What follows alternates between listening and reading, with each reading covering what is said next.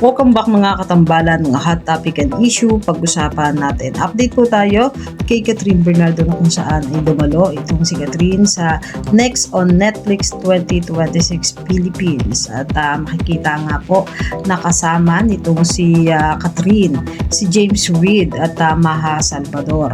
Matatandaan nga po na magkakaroon nga po itong sina Catherine Bernardo at James Reid ng project para nga po sa Dreamscape, na kung saan inanunsyo nga po ni Kat at James Reid na kamakailan lang may lumabas nga na ilang mga photo at kuha nga po doon sa naging taping nila. Samantalang makikita naman po na napakaganda ng isang Catherine Bernardo nang mag-speech nga po ito doon sa stage at talaga namang lutang na lutang ang kagandahan at kaseksihan nitong si Kat. At may ilan ding mga photo na kung saan ay kuha nga po doon sa naganap na Next on Netflix 2026 na nag-share din itong si Catherine ng ilang mga photo nila kasama nga po si Maha at James Reid. Samantalang kamakailan lang nag-share din itong si Kat ng ilang mga photo din na kung saan ay naging birthday celebration nga ni Lexie, na kung saan ay napakaganda ng